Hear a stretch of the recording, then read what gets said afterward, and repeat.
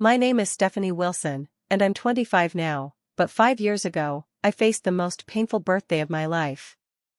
Birthdays used to be double celebrations with my identical twin Madison, filled with matching outfits, dual cakes, and twice the laughter. Until our 19th birthday changed everything. The day that should have marked another year of our shared life became the anniversary of Madison's death. My parents, consumed by grief, couldn't bear to celebrate anymore. They forbade my 20th birthday completely. This is the story of how I learned that healing doesn't mean forgetting. Before I share what happened, let me know where you're watching from in the comments, and if my journey through grief resonates with you, please subscribe. My path through this darkness might help illuminate yours. Madison and I entered this world 3 minutes apart. I was first, she was second, and Mom always joked that Madison spent her whole life trying to catch up. From our earliest memories, birthdays were magical double celebrations. Our parents, Laura and Robert Wilson, made sure we each had our own small cake with our name on it, but there was always one large cake we shared with family and friends. It was symbolic of our relationship, separate individuals who shared something special at our core. Even as identical twins with the same honey blonde hair and hazel eyes, our personalities couldn't have been more different. I was always the quieter one, content with a book in a corner while Madison filled rooms with her laughter and energy. I loved art and literature, she excelled in sports and debate. But despite our differences, we were inseparable. Stephanie's the thinker, Madison's the doer, Dad would tell relatives at family gatherings, and we'd exchange knowing glances. Those labels were simplifications, but they held some truth. When we were 7, Madison convinced me to climb the enormous oak tree in our backyard. I calculated all the risks and pointed out every danger, while she just started climbing, calling down encouragement until I finally followed. That was us in a nutshell.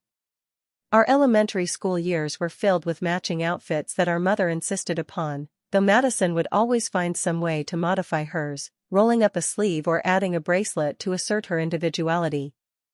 I secretly loved looking identical. It gave me a sense of security I couldn't articulate at that age.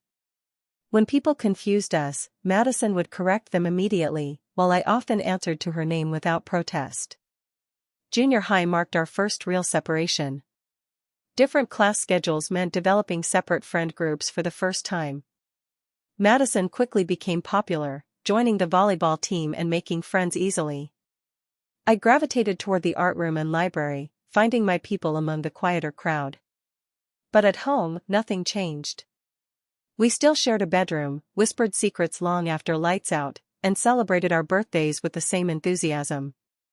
It was during these years that I first noticed my anxiety when separated from Madison for too long. School field trips where we were placed in different groups left me with a gnawing uneasiness that only disappeared when we reunited. Madison never seemed to experience this. She thrived in new situations while I merely survived them. High school widened the gap between our social circles. Madison became a volleyball star, dated popular boys, and went to every school dance. I joined the literary magazine, developed a close-knit group of bookish friends, and preferred movie nights at home to parties. Yet despite growing in different directions, our bond remained unbreakable. We still talked for hours in our shared bedroom, still celebrated our birthdays together, and still defended each other fiercely when needed. Our 16th birthday was particularly memorable. After a day of celebrations, family dinner, and opening presents, Madison and I escaped to the roof outside our bedroom window, a forbidden spot that had become our private retreat over the years. "We'll always celebrate our birthdays together, right?" I asked, watching stars appear in the darkening sky. "Even when we're at different colleges or whatever?" Madison linked her pinky with mine. "I promise. No matter where we are or what we're doing. Birthday celebrations are non-negotiable, Steph." I believed her completely. Madison never broke promises. When senior year arrived and college decisions loomed, I faced an internal crisis. Part of me wanted to follow Madison wherever she went. She had always been my safety net, my social translator, my built-in best friend. But another part of me knew I needed to find my own path. "You should apply to Northwestern," Madison told me one night, referring to the school with the art program I'd been researching. Their fine arts program is perfect for you. But you're applying to Michigan State, I pointed out. The thought of being states away from her made my stomach tighten with anxiety. So? We can't be joined at the hip forever, she said, but then seeing my face, softened her tone. It's only a 4-hour drive. We can visit on weekends sometimes, and we'll definitely be together for breaks and birthdays. Our parents supported our separate choices with a mixture of pride and concern.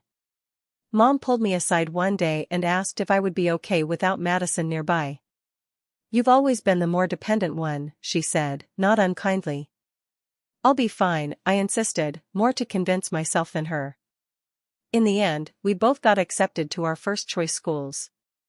Madison headed to Michigan State for their communications program, while I went to Northwestern to study fine arts. We hugged goodbye in our driveway that August, both pretending the separation wouldn't be as hard as we feared. Remember, Madison whispered in my ear, birthday celebrations are non-negotiable. I nodded, holding back tears. I'll see you in November for Thanksgiving. That's only 3 months, she said brightly, but I noticed her blinking rapidly too. It'll fly by. As we pulled away in separate cars, heading in different directions for the first time in our lives, I felt like a vital organ was being removed from my body. I wondered if Madison felt it too, or if I was the only one who couldn't function properly without my other half. The first weeks of college were exactly as difficult as I'd feared. While other freshmen complained about homesickness, I experienced a unique kind of twin sickness that none of my new acquaintances could understand. My roommate Rachel was nice enough but seemed bewildered by my nightly video calls with Madison, where we'd sometimes just study in silence, taking comfort in each other's virtual presence. Those calls were my lifeline during that first semester. 3 times a week, we'd sync up our schedules to share updates and complaints about classes, professors, and dormitory drama. I could tell from Madison's animated stories that she was thriving socially. She'd already joined a sorority, made the club volleyball team, and attended every campus event possible. Meanwhile, I had made exactly 2 friends, spent most weekends in the art studio, and called home twice as often as the average freshman. You need to put yourself out there more, Madison advised during one of our calls, her face slightly pixelated but her concern clear. Join a club or something. I joined the Art Students League, I protested. Something not related to your major, she clarified. Branch out, Steph. I tried, but social situations without Madison as my buffer had always been challenging. I'd start conversations only to feel them fizzle under my awkward stewardship. I'd attend events only to leave early, exhausted by the effort of trying to connect. My anxiety, always present but manageable when Madison was around, bloomed in her absence. Thanksgiving break finally arrived, and our reunion in the airport was tearful and joyous. We hugged so long that Dad had to gently separate us to get us moving toward the parking lot. At home, it felt like nothing had changed. We stayed up late in our old bedroom, catching up on stories that hadn't made it into our video calls. But subtle differences emerged throughout the weekend. Madison's phone constantly buzzed with texts from new college friends, and her mentions of someone named Thomas became increasingly frequent. When I asked about him, she blushed and admitted he was kind of her boyfriend. You never mentioned a boyfriend in our calls, I said, feeling irrationally betrayed.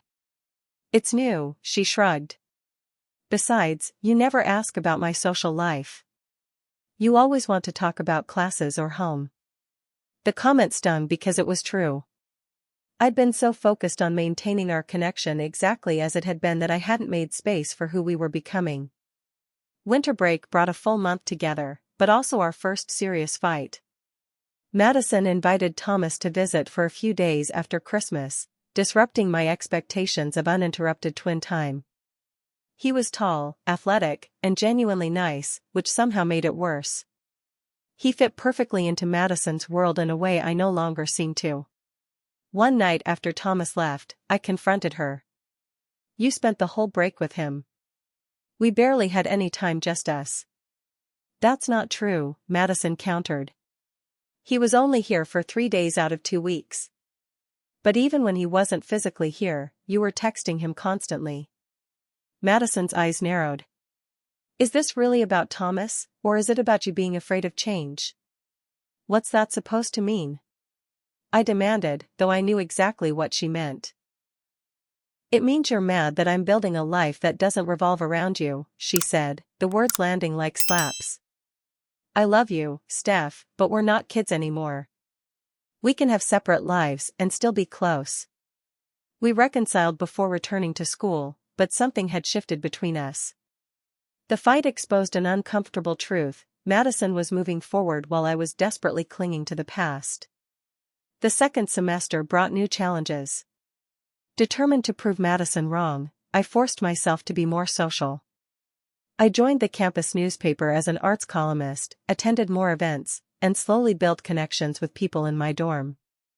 It was exhausting but rewarding to discover I could exist as Stephanie, not just as Madison's quieter twin. Meanwhile, Madison became even more involved in campus life, running for a leadership position in her sorority and spending most weekends with Thomas. Our thrice-weekly video calls dwindled to once a week, then became sporadic. When we did talk, our conversations felt increasingly superficial, filled with general updates rather than the deep sharing of before. Spring break delivered another disappointment.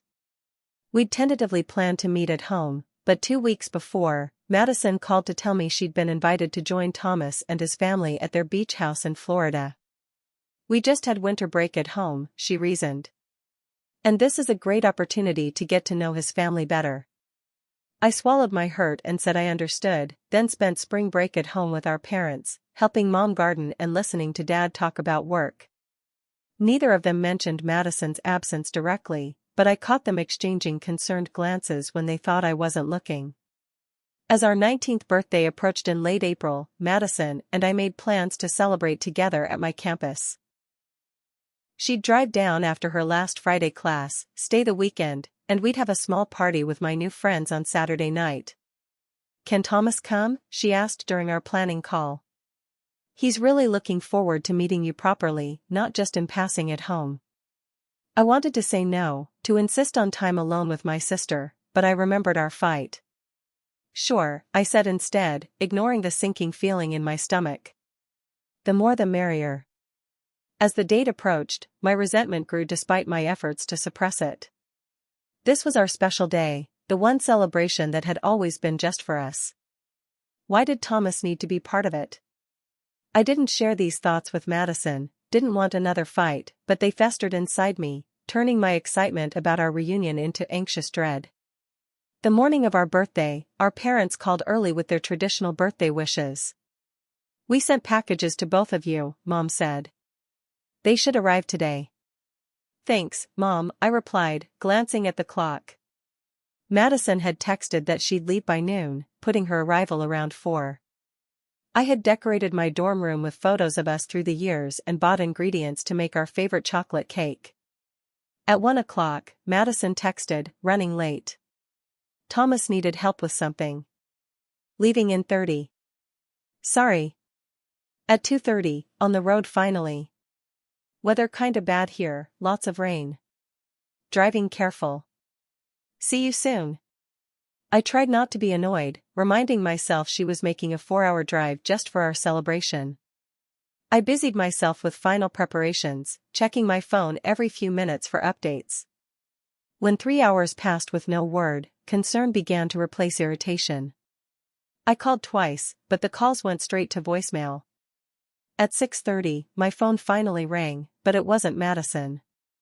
It was an unfamiliar number with my hometown's area code. Thinking it might be my parents calling from a different phone, I answered quickly. Hello, is this Stephanie Wilson? A formal male voice asked. Yes, this is she. This is Officer Reynolds with the Michigan State Police. I'm calling about your sister, Madison Wilson. The world stopped spinning. In movies, they show dramatic reactions to bad news, people dropping phones or collapsing to the ground. In reality, I just went numb, my body turning to stone as the officer explained there had been an accident. Madison's car had hydroplaned on the wet highway and collided with a guardrail. She had been transported to St. Joseph's Hospital in critical condition. I don't remember much about the hours that followed. Somehow I reached my parents, who were already on their way to the hospital. Somehow I found a ride with a girl from my floor who was headed home for the weekend. Somehow I arrived at the hospital waiting room where my parents sat with shell-shocked expressions that I'm sure mirrored my own. The wait was interminable. Doctors came and went with updates full of medical jargon that boiled down to, "She's in surgery. Her condition is critical. We're doing everything we can." At 11:43 p.m., 7 minutes before our birthday would end, a solemn-faced doctor approached us. I knew from his expression before he spoke a single word. Madison hadn't made it. Internal bleeding they couldn't control. Multiple organ failure. They had tried everything. My mother's wail cut through the sterile hospital air like a primal thing, an animal sound of maternal grief that I'll never forget. My father folded in on himself, his large frame suddenly small. And I stood frozen, unable to process that my twin, my other half, was gone. The birthday we were supposed to celebrate together became the day I lost her forever. And somewhere in the back of my mind, I registered the cruel cosmic joke: I had been born 3 minutes before Madison, and now I would live every remaining minute of my life without her. The morning of our 19th birthday had started like any other birthday. Mom and Dad called first thing, singing their off-key rendition of Happy Birthday as they had every year since we could remember. "We're so proud of both our girls," Mom had said, her voice warm with affection. 19 years of watching you grow into amazing young women. "Save some celebration for when Madison gets there," Dad added. "And take lots of pictures so we can see how you spent the day." After hanging up, I had spent the morning decorating my small dorm room with streamers and photos of us through the years, from infancy to high school graduation. I'd even splurged on ingredients to bake our traditional chocolate fudge cake from scratch in the dorm kitchen. Everything had to be perfect for Madison's arrival. When Madison texted that she was running late, I felt a flicker of annoyance that quickly turned to worry as hours passed with minimal communication. The weather report showed severe thunderstorms along her route, and every passing minute amplified my concern. When my phone finally rang, the unfamiliar police number shattered any hope that this was just Madison being characteristically tardy. The drive to the hospital with my floor mate Jessica was a blur of rain-slicked highways and anxious silence. She offered condolences and reassurances that felt hollow against the growing dread in my chest. I barely knew this girl, yet here she was, witness to the worst day of my life. We arrived at St. Joseph's Hospital just after 9. The emergency waiting room was harshly lit and smelled of disinfectant and fear. My parents were huddled together in molded plastic chairs, Mom's face buried in Dad's shoulder. When they looked up and saw me, their expressions crumbled anew, as if my presence, Madison's identical reflection, was both comforting and unbearably painful. "Any news?" I asked, my voice sounding strange even to my own ears. Dad shook his head. "She's still in surgery. Internal bleeding, broken ribs, head trauma." He recited the injuries like items on a grocery list, his tone flat with shock. We waited for hours, the clock on the wall ticking away the final hours of our 19th birthday. Occasionally, a nurse would update us with carefully measured optimism that never quite reached her eyes. I paced the small waiting area, trying to reach Madison through our twin connection that had always felt so real.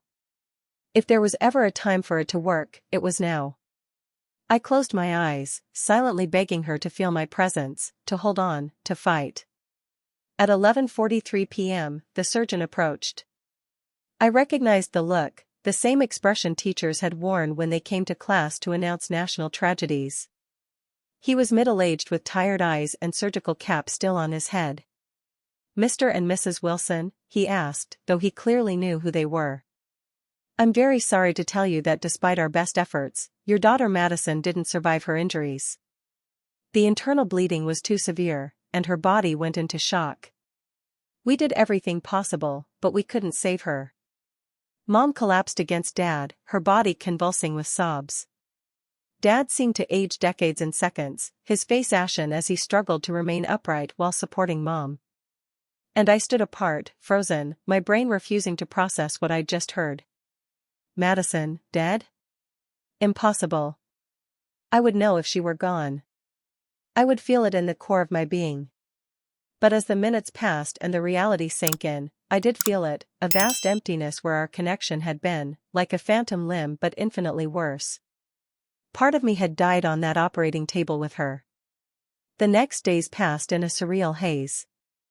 Instead of birthday celebrations, we planned a funeral. Instead of opening presents, we chose a casket. Madison's boyfriend Thomas arrived at the funeral home hollow-eyed and shell-shocked, his handsome face gaunt with grief.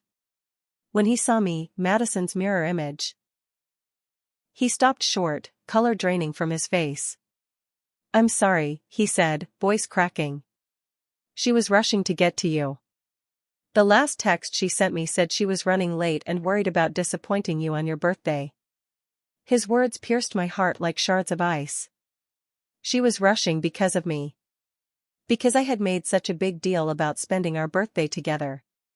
Because I had silently resented Thomas's inclusion in our plans. The guilt crashed over me in a suffocating wave. I learned more details in fractured conversations over the following days. Madison had been driving too fast for the weather conditions, trying to make up for her late departure. The highway had been slick with rain, visibility poor.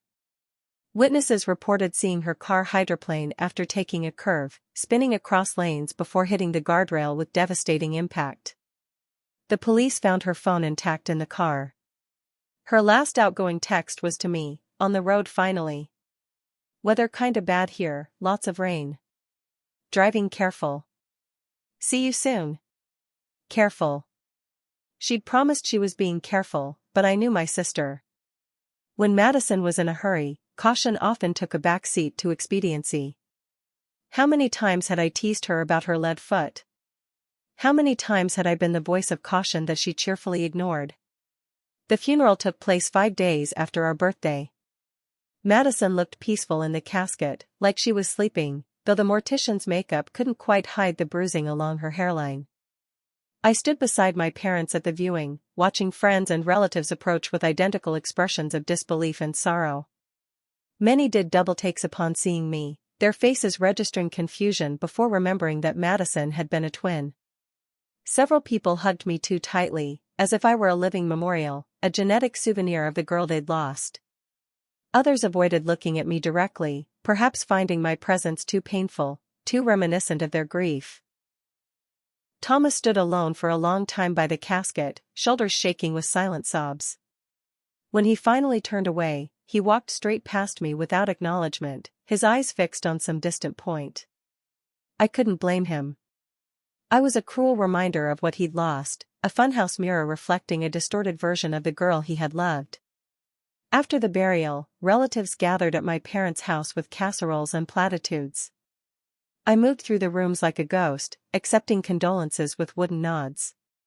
My parents seemed similarly disconnected, going through the motions of grieving hosts while their eyes remained vacant and lost. That evening, after everyone had gone, I overheard my parents talking in low, broken voices in the kitchen. "I can't look at her," Mom whispered. "It's like seeing Madison's ghost." "She needs us," Dad responded, though his tone lacked conviction. "She's lost her sister. And we've lost our daughter," Mom said. "Every time I see Stephanie, I see Madison too, and it's killing me." I slipped away before they realized I'd heard, retreating to my childhood bedroom where Madison's side remained untouched, her volleyball trophies, her prom photos, her collection of seashells from family vacations. That night, I slept in her bed instead of mine, burying my face in her pillow, searching for any lingering trace of her scent. The next day, I returned to campus to pack up my dorm room. I couldn't bear to finish the semester with final exams and project deadlines while grief hollowed me out. Jessica helped me load my car in silence, occasionally shooting me concerned glances that I pretended not to notice. As I prepared to leave, she handed me a small package. "This arrived for you yesterday," she said. "I think it's from your parents." It was the birthday gift Mom had mentioned sending. Inside was a delicate silver necklace with 2 intertwined hearts, one engraved with an S, one with an M. The accompanying card read, "To our beautiful daughters on your special day. Always together, even when apart. Love, Mom and Dad." I sat in my car for an hour after reading that card, the necklace clutched in my fist so tightly that the edges left imprints on my palm. The cruel irony of those words, always together, even when apart, was more than I could bear. We hadn't been together on our birthday. And now we never would be again. I moved back home in a fog of grief and guilt. The university had been understanding, granting me a medical withdrawal that would allow me to return the following semester without academic penalty. But as spring turned to summer, I couldn't imagine ever returning to normal life, let alone college. Our home had transformed into a mausoleum of Madison's memory. Her bedroom remained exactly as she'd left it during winter break, bed half-made, Northwestern sweatshirt draped over her desk chair, a novel splayed open on her nightstand, forever paused on page 172. Mom couldn't bring herself to change anything, not even to dust the shelves or wash the clothes in her hamper. My parents' grief manifested in different but equally devastating ways. Dad retreated into work, leaving early and returning late, speaking only when necessary in clipped, functional sentences. Mom developed a hypervigilance about my safety, panicking if I didn't answer my phone immediately or if I was even 5 minutes late coming home from anywhere. Neither could look at me for long. I caught them staring sometimes when they thought I wasn't aware, their eyes filled with a complicated mixture of love and pain.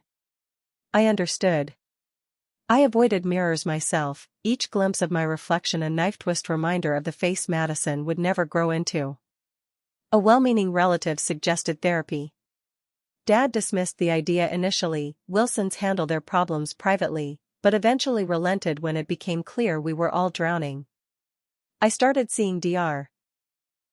Levine, a grief counselor with kind eyes and a gentle voice.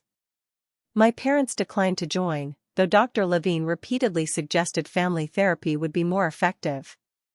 "Grief isn't something you go through alone," she told me during one session. "Especially when it affects an entire family system." "They can barely look at me," I admitted. "I remind them of her." "And they remind you of what you've all lost," she observed. "But isolation compounds grief. You're all suffering in parallel instead of supporting each other." I knew she was right but couldn't force my parents into therapy. Dad spent longer hours at work, and Mom joined multiple church committees that kept her out of the house for much of the day. Our home became a silent way station where we crossed paths but rarely connected. Dinners, when we had them together, were exercises in avoidance, discussions limited to the weather, local news, or household logistics. Madison's name went unspoken, though her absence screamed in every silence. My own grief took on physical dimensions. I lost 15 pounds without noticing, clothes hanging from my frame as appetite deserted me. Sleep became elusive, nights spent staring at the ceiling or scrolling mindlessly through Madison's social media accounts, which remained active like digital ghosts. Sometimes I sent text messages to her number, knowing they would never be answered but needing to maintain the illusion of connection. Thomas came by once, about 2 months after the funeral. He stood awkwardly on our porch, hands jammed in his pockets, unable to meet my eyes. "I found this in my car," he said, holding out Madison's Northwestern hoodie. "She left it there the last time." His voice trailed off. I took the sweatshirt, Madison's familiar perfume still faintly detectable in the fabric. "Thank you." "I'm sorry," he blurted. "For blaming you. At the funeral. It wasn't your fault she was rushing." But we both knew that wasn't entirely true. If I hadn't been so insistent about our birthday celebration, if I hadn't silently resented his inclusion in our plans, perhaps Madison wouldn't have felt pressured to hurry through dangerous weather. "She loved you," I said, the words painful to speak aloud. "She was happy with you." Thomas nodded, eyes bright with unshed tears. "I loved her too." He turned to leave, then paused. "You look so much like her, but you're not her. I think sometimes people forget that you're grieving too." With that, he walked away, never to return to our house again. Summer dragged into fall. My friends from Northwestern called less frequently, their lives continuing while mine remained frozen in April. I deferred my enrollment for a year, unable to imagine returning to campus where reminders of what should have been lurked around every corner. Thanksgiving was a hollow affair. Mom went through the motions of cooking a traditional meal, but we ate in near silence, the empty chair at the table a presence as tangible as any of us. Dad drank too much wine and went to bed early. Mom cried while doing dishes. I retreated to Madison's room, which had become my refuge and prison. As December arrived and with it the holiday season, the absence of Madison's exuberant Christmas spirit left our home colder than the winter weather outside. No one suggested putting up decorations. No one mentioned baking the cookies that had been our annual tradition. We were collectively holding our breath, enduring each day until we could close the door on this terrible year. But as the calendar pages turned and January approached, so did the looming specter of another date, our birthday. The first one since Madison's death. The first one I would face alone. One evening in mid-January, about 2 weeks before our birthday, I cautiously broached the subject over dinner. I was thinking, I said into the habitual silence, maybe we could do something small on our birthday. Just to acknowledge it. The reaction was immediate and visceral. Mom's fork clattered to her plate. Dad's face hardened into granite. Acknowledge what? He asked, voice dangerously low. My birthday, I said, the words barely audible. It's still my birthday too. Dad pushed back from the table with such force that his water glass toppled, sending liquid spreading across the tablecloth. There will be no more birthdays in this house, he declared. How could you even suggest celebrating when your sister is dead? When she died on that very day? Mom's face crumpled. It would dishonor Madison's memory, she whispered. I can't believe you'd even suggest it. They left me alone at the table, surrounded by half-eaten food and spilled water. In that moment, I realized a devastating truth. In losing Madison, I had lost my parents too. Or rather, I had lost their ability to see me as separate from her, to recognize that while half of their birthday duo was gone, I remained, grieving, broken, but still here, still their daughter, still in need of acknowledgement. That night, I cried myself to sleep for the first time since the immediate aftermath of Madison's death. Not just for her, though the ache of her absence never subsided, but for myself, the living twin whose existence had become a painful reminder rather than a comfort, whose birthday had died along with her sister. As our birthday approached, tension thickened in our house like storm clouds gathering. Mom began spending even more time at church activities, volunteering for additional committees that kept her away from morning until evening. Dad's business trip conveniently got extended through that week. Neither mentioned the approaching date, as if by ignoring it they could erase it from the calendar altogether. I found evidence of their deliberate forgetting everywhere. A stack of mail in the kitchen drawer included birthday cards from relatives, addressed to me, not us, hidden away unopened. The family calendar in the kitchen had every date in February marked with appointments and reminders except for the 14th, our birthday, which remained conspicuously blank. 3 days before, I overheard Mom on the phone with Aunt Cheryl. No, we're not doing anything for Stephanie's birthday, she said, her voice tight. It's too painful. Robert and I are going to visit Madison's grave in the morning. I don't expect Stephanie will want to join us. The casual dismissal cut deep. Not only were they refusing to acknowledge my birthday, but they were also excluding me from their memorial plans, as if I didn't deserve to grieve Madison too, as if my pain was somehow less legitimate than theirs. The night before our birthday, I approached Mom as she prepared for bed. Can we talk about tomorrow? I asked hesitantly. She didn't meet my eyes. Your father and I will be leaving early to visit the cemetery. There's food in the fridge if you get hungry. I'd like to come with you, I said. To visit Madison. Mom's hand stilled on her face cream. I think it would be better if you didn't, she said after a long pause. Your father is having a very difficult time right now. Seeing you there, by her grave, it would be too much for him. The implication was clear. My resemblance to Madison made my presence an added burden on what was already a painful day. I retreated to my room without another word, a cold emptiness spreading through my chest. Morning came, and true to their word, my parents left before I woke up.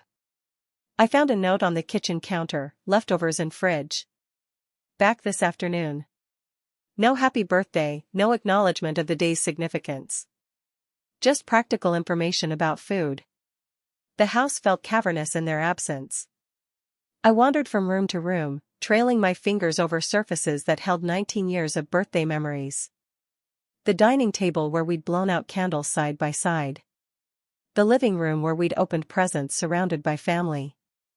The backyard where we'd had parties with friends in elementary school.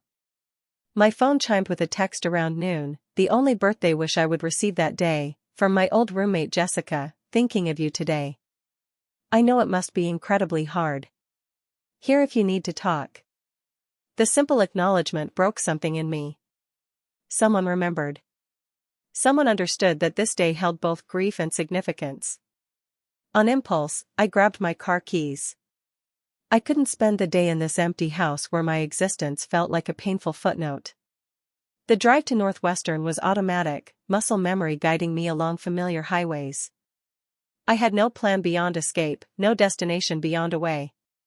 The campus was in full swing with spring semester, students hurrying between buildings bundled against February cold, completely unaware of the significance of this day to one random visitor. I parked in a visitor space and walked aimlessly, watching normal life unfold around me, life that had continued despite Madison's absence from the world.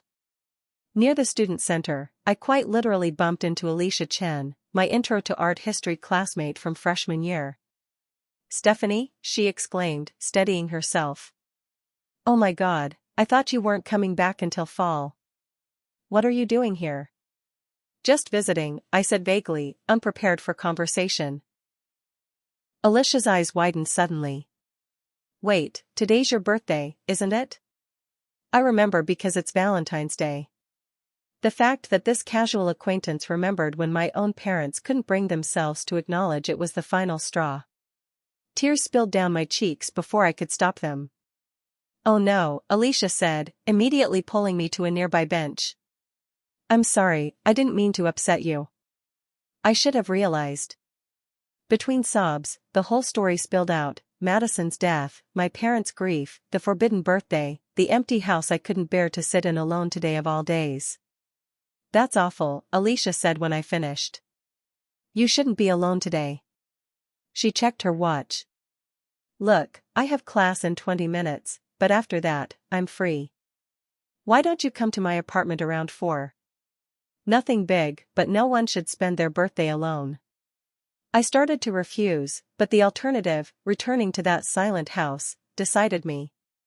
"Okay. Thank you." When I arrived at Alicia's off-campus apartment later, I was shocked to find 5 people there: Alicia, her roommate, and 3 others I vaguely recognized from freshman year classes. A store-bought chocolate cake sat on the coffee table alongside a small wrapped gift. "Surprise," Alicia said, looking slightly embarrassed. "I hope this is okay.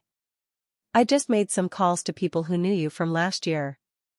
They sang happy birthday somewhat awkwardly, these near strangers who had shown more compassion than my own family. The cake wasn't our traditional recipe, the decorations were just some hurried dollar store purchases, but it was acknowledgement. It was remembrance that I existed, that I had been born 20 years ago today, that my life continued even if Madison's couldn't. For the first time in months, I laughed. We ate cake, they gave me a simple bracelet they'd all chipped in for, and we spent hours talking. Not just about Madison or the accident, but about classes and movies and normal 20-year-old concerns. It wasn't until my phone rang at 8 p.m. that I realized how late it had gotten. Mom's voice was high-pitched with panic. "Where are you?" "We've been home for hours. We were about to call the police." "I'm at Northwestern," I said, suddenly realizing I hadn't left a note. "With some friends." "I'm fine." "Northwestern? Why would you?" She broke off, and I heard Dad's voice in the background demanding the phone. "You get home right now," he ordered when he came on the line. "Do you have any idea what you've put your mother through? Today of all days." The brief normalcy of the afternoon evaporated under his anger. I said goodbye to my impromptu birthday guests and drove home in a fog of dread, the small bracelet on my wrist feeling like contraband. When I arrived home, Mom was red-eyed on the couch while Dad paced the living room. Their relief at seeing me walk through the door quickly transformed into something else when they noticed the gift bag in my hand. "What is that?" Dad asked, his voice dangerously quiet. "My friends got me a birthday present," I said, too emotionally exhausted to lie. The silence that followed was deafening. Then Dad exploded. "Birthday? Birthday? Your sister is dead because of that day. How could you celebrate knowing she died rushing to your birthday? How could you be so selfish?" "Robert," Mom interjected weakly, but he was beyond hearing. "We spent today at our daughter's grave, and you were having a party? With cake and presents like nothing happened? Like she never existed?" Something inside me, something that had been bending under the pressure of unexpressed grief for nearly a year, finally snapped. "She was my twin," I shouted back, my voice cracking. "My sister. I lost her too.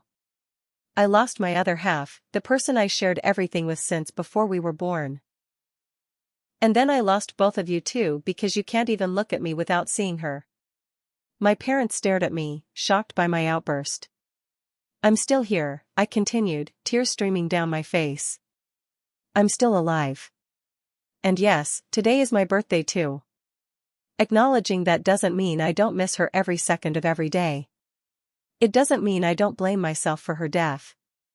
But erasing my birthday doesn't bring her back. It just erases me too." Dad's face had turned to stone.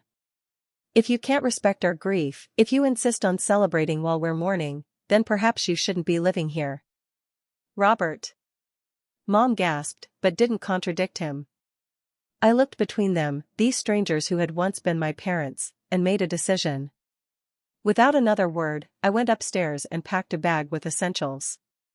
When I came back down, they were still in the living room, Mom crying silently while Dad stood rigid with anger. "I'm sorry I'm not the daughter who died," I said quietly. Then I walked out the door, no destination in mind except away from the house where my existence had become an unbearable reminder of their loss. I called Alicia from a gas station parking lot, grateful for the birthday connection that now offered me a lifeline.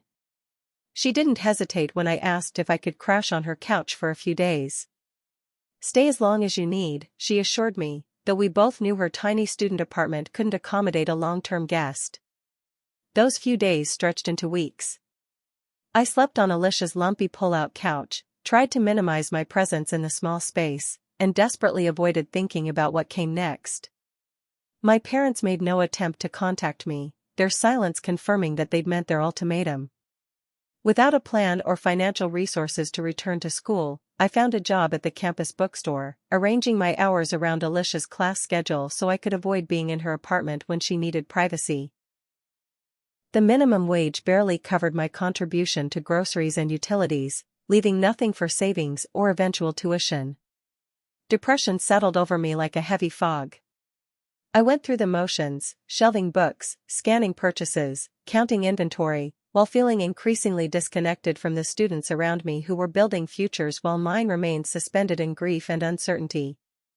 Alicia and her roommate were unfailingly kind, but I could sense their growing concern as weeks turned into a month with no resolution in sight. "Have you tried calling your parents?" Alicia ventured one evening as we washed dishes side by side.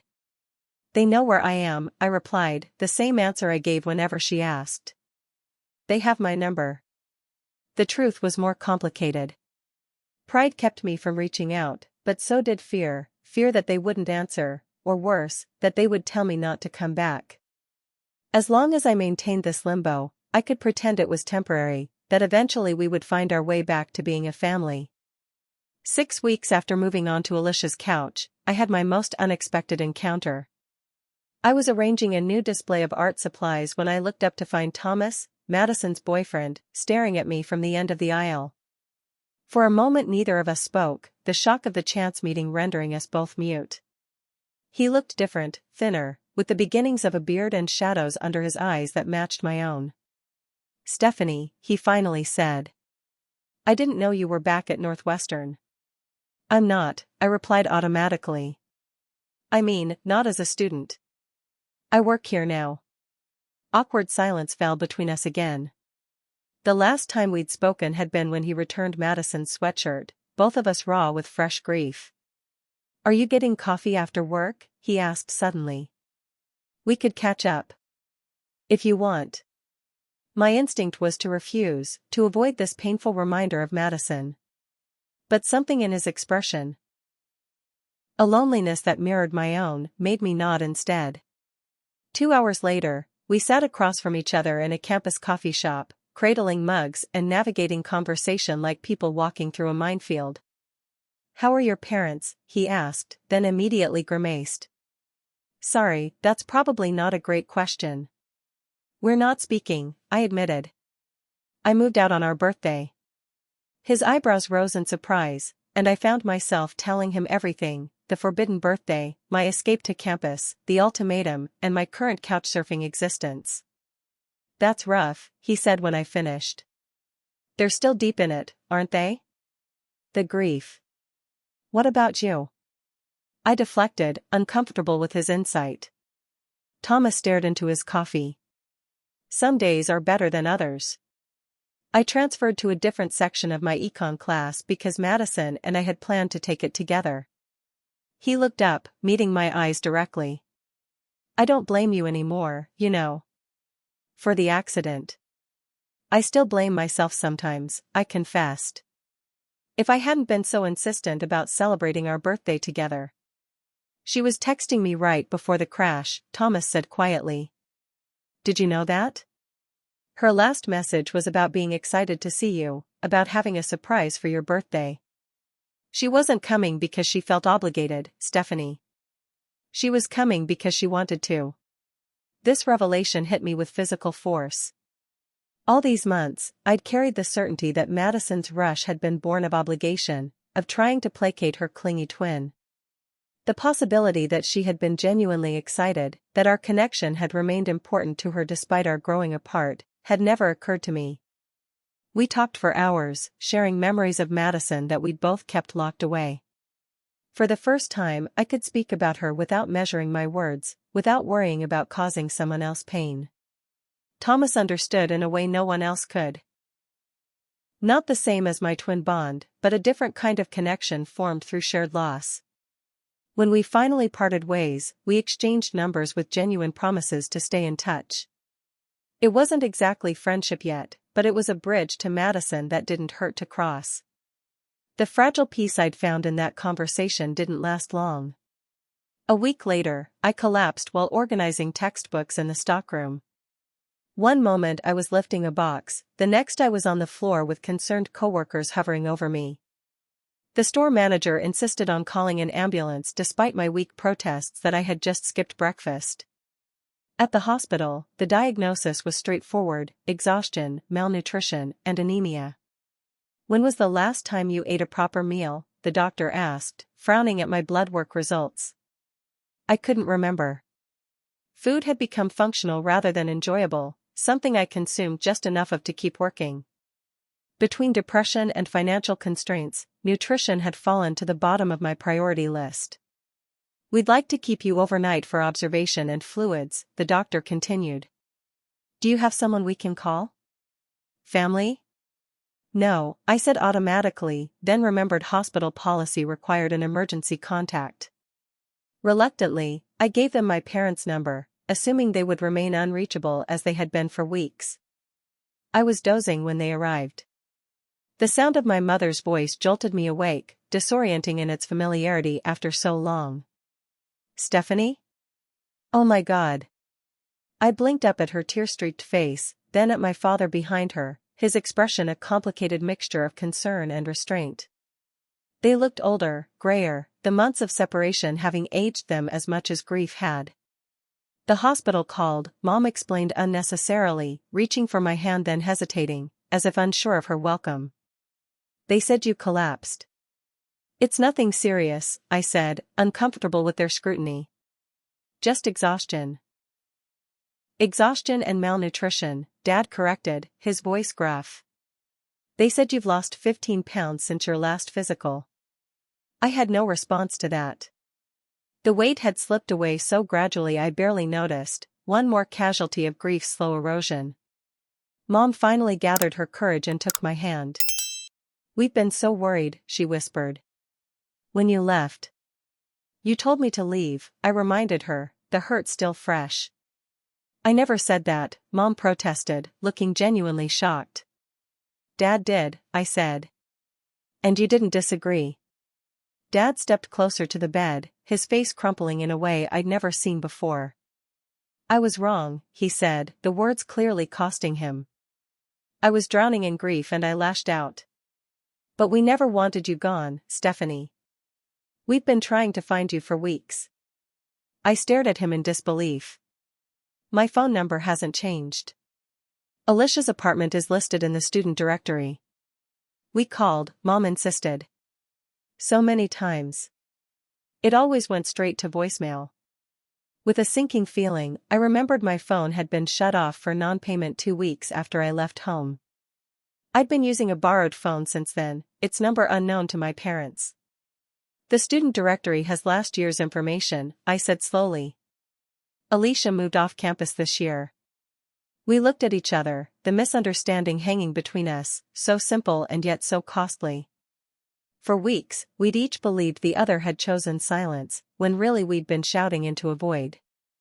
Come home, Mom pleaded, tears spilling down her cheeks. Please. We can't lose you too. For the first time in months, Dad reached out and touched my shoulder, his hand trembling. I'm so sorry, he said, voice breaking. I never should have said those things to you. Your mother and we've been lost. But seeing you here like this. He gestured to the hospital bed, the 4 in my arm. I can't bear it. Please come home so we can try to fix this. The wall I'd built around my heart began to crack. I don't know if we can fix this, I admitted. Everything's so broken. Then we'll see someone, Dad said with unexpected resolve. Together. A family therapist. Whatever it takes. I studied their faces, the grief still evident but now mixed with something like hope, and felt an answering spark within my own chest. Okay, I said finally. I'll come home. But only if we get help. Real help, all of us. They both nodded, too overcome for words, and in that moment of shared vulnerability, I glimpsed a possible path forward, not back to what we had been, for that was forever altered, but towards something new we might build from the ruins. Our first family therapy session with Dr. Bennett was excruciating. We sat stiffly in her comfortable office, each of us occupying separate chairs like islands in a shared sea of grief. When she asked us to describe how the past year had affected us, we took turns speaking in careful, measured sentences, as if afraid our raw emotions might contaminate each other. Mom went first, explaining how seeing me every day had both comforted and tormented her. It's like seeing a ghost, she admitted, unable to meet my eyes. I'd catch glimpses of Stephanie around the house and for a split second think it was Madison. Then I'd remember, and it was like losing her all over again. Dad spoke of his retreat into work, of how he'd buried himself in spreadsheets and meetings because numbers and business problems were manageable in ways grief was not. I couldn't help my wife, he said, voice thick with shame. I couldn't help my daughter. So I just disappeared. When my turn came, I struggled to articulate the complex tangle of emotions I'd been carrying. I lost Madison, I finally said. But I also lost myself. My whole life I'd been part of a pair, Madison's twin. And then suddenly I was just me. Except I wasn't even allowed to be me, because being me was too painful for everyone else. Dr. Bennett nodded thoughtfully. It sounds like each of you has been grieving in isolation, unable to reach out to the others because you feared causing more pain. That first session ended with no dramatic breakthroughs, just a homework assignment to spend 20 minutes each day in the same room together, even if we didn't speak. Grief has separated you, Dr. Bennett explained. The first step is simply being present with each other again. Those 20-minute periods were awkward at first, Dad reading the newspaper, Mom knitting, me sketching in a notebook, but gradually, the silence became less strained. Occasionally, one of us would comment on something mundane. The weather, a news story, dinner plans, and receive a response. Small talk, but it was communication, the first tentative stitches in our torn family fabric. In our third session, Dr. Bennett addressed the elephant in the room, Madison's continued presence in our house. Her bedroom remained untouched, a shrine that dominated our home physically and emotionally. It might be helpful, she suggested gently, to consider how to honor Madison's memory while allowing yourself space to live. The suggestion led to our first family project, transforming Madison's room. Not erasing her, never that, but converting the frozen-in-time museum into a space that acknowledged both her absence and our continuing lives. Together, we sorted through her belongings, deciding what to keep, what to donate, what to store. Each item required discussion, often triggering memories that made us laugh or cry or both. Madison's volleyball trophies went to her former team as awards for future players. Her clothes were largely donated, though each of us kept a few meaningful pieces. I took her Northwestern sweatshirt, Mom kept her prom dress, Dad selected the softball jersey from the father-daughter league they'd played in. We created a memory corner in the living room with photos, Madison's journal, and small mementos that had meaning. Not a shrine, but an acknowledgement, a way of keeping her present without letting her absence define us. As winter melted into spring, I began taking classes at the local community college, not ready yet to return to Northwestern with its memories of both Madison's death and my own breakdown, but eager to continue my education. My parents supported this decision, Dad even setting up a dedicated study space in what had been Madison's room, now repainted and refurnished as a combination guest room and studio. Thomas became an unexpected regular in our lives. What had begun as occasional coffee meetups evolved into weekly dinners at our house, his presence initially awkward but gradually comfortable. He was studying engineering at Michigan State, Madison's school, and his visits home often coincided with weekends when I was also home. It's strange, he told me one evening as we washed dishes while my parents watched TV in the living room. Being here used to hurt so much, seeing your family, seeing you. Now it helps somehow. I understood completely. Thomas carried pieces of Madison I'd never known, stories of her college life, friends I hadn't met, experiences I hadn't shared. Through him, I gained access to the person my sister had been becoming without me, the independent identity she'd been forming before her death cut that evolution short. In therapy, we continued to work through the complex layers of our grief. The breakthrough session came in late spring, nearly 14 months after Madison's death, when Dad finally verbalized what had been implicit all along. I can't look at Stephanie without seeing Madison, he admitted, his voice raw. And I hate myself for it. It's not fair to her. But they were identical, and sometimes the resemblance it knocks the wind out of me. Instead of hurt, I felt relief at his honesty. I avoid mirrors, I confessed. Because I see her too. Dr. Bennett leaned forward. Stephanie, have you ever felt that your parents wished it had been you instead of Madison who died in that accident? The question hung in the air, terrible and necessary. Tears sprang to my eyes as I nodded, unable to voice the fear that had haunted me for months. No. Mom gasped, reaching for my hand. Never, not for a single moment. Dad moved from his chair to kneel in front of me, taking my other hand. I would give anything to have Madison back, he said, his voice breaking. But not that. Never that. For the first time since the accident, I told them about my crushing guilt, how I believed Madison had been rushing because of me, how I blamed myself for insisting on our birthday celebration, how Thomas's revelation about her excitement had begun to crack that certainty. It wasn't your fault, Dad said firmly. It was raining. The road was slick. It was a terrible accident, not something you caused. We left that session drained but somehow lighter, having finally spoken the unspeakable fears that had kept us isolated in our shared home. Summer brought another milestone, my 21st birthday. Unlike the previous year, we discussed it weeks in advance, a family meeting where we planned how to both honor Madison's memory and acknowledge my continued life. "I think we should visit the cemetery in the morning," Mom suggested tentatively. "All of us together. And maybe dinner in the evening?" Dad added. Nothing elaborate, but a recognition. I nodded, throat tight with emotion. "I'd like that. And maybe Thomas could join us?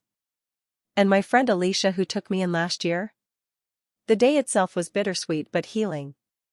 We stood together at Madison's grave, each placing a flower and sharing a memory. In the afternoon, we looked through photo albums, no longer avoiding pictures of Madison but embracing the joy they captured. And in the evening, Thomas and Alicia joined us for a simple dinner, complete with a small cake bearing a single candle. To Madison, Dad toasted, raising his glass. And to Stephanie, he added, meeting my eyes. Our surviving daughter, loved for herself. As we ate and talked, I felt Madison's presence, not as a ghost or painful reminder, but as a beloved absence, a space at the table we acknowledged without letting it overshadow those still present. For the first time since her death, I felt that perhaps we could learn to live with our loss without being defined by it. 5 years have passed since Madison died. I'm 25 now, the same age she'll be forever in my mind. Sometimes I catch myself wondering what she'd look like now, if she'd have cut her hair, gained the slight weight I have, developed the faint lines between her brows that I've earned from concentration on my art. I graduated from Northwestern last year, returning to finish my fine arts degree after taking 2 years to heal at home and at community college. The campus no longer feels haunted by what-ifs and might-have-beens. Instead, it's become part of my journey, a place where I lost myself and then, gradually, found my way back. My relationship with my parents has evolved into something I never could have imagined during those dark days after Madison's death. The fractures in our family haven't disappeared. There are still moments when Dad will look at me with a flash of pain, still holidays when Mom gets quiet and distant, but we've learned to navigate them together rather than in isolation.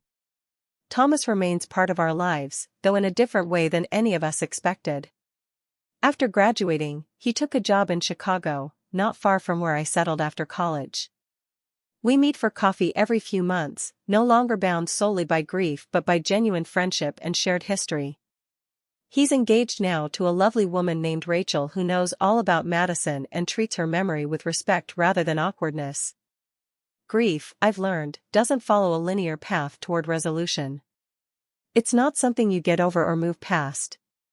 It's more like a tide that recedes over time but never disappears completely, washing back unexpectedly on anniversaries, birthdays, or random Tuesday afternoons when a song or scent triggers memory. The difference now is that I've learned to ride those waves rather than drown in them. I've accepted that missing Madison will always be part of who I am, just as being her twin shaped my identity from before birth. The hole her death left can't be filled, but the edges have softened, no longer cutting me with every movement. My parents have found their own ways to cope. Mom joined a support group for parents who have lost children, eventually becoming a facilitator who helps newly bereaved mothers navigate the raw early days of loss. Dad channeled his grief into establishing a scholarship in Madison's name at her university, awarded annually to a student who exemplifies her spirit of enthusiasm and determination. We've developed new traditions for acknowledging our ongoing connections to Madison.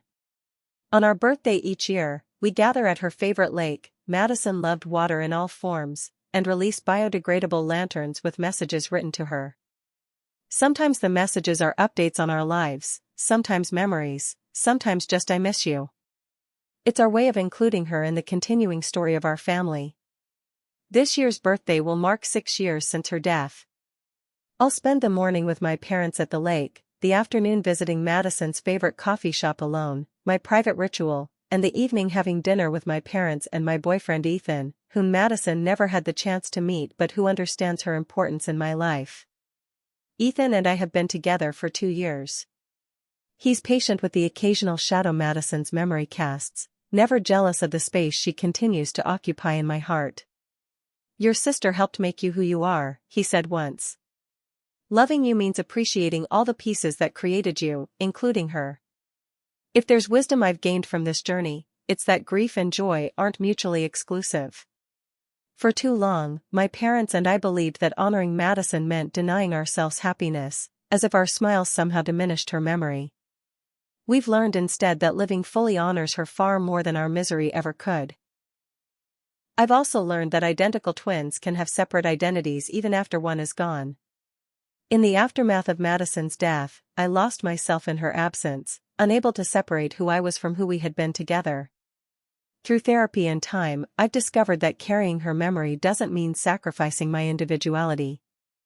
I am still Stephanie, with my own path, my own dreams, my own future, one that incorporates Madison's memory without being limited by it. Madison lives on in how I choose to live each day, especially our birthday. Not as a ghost or a burden, but as beloved inspiration.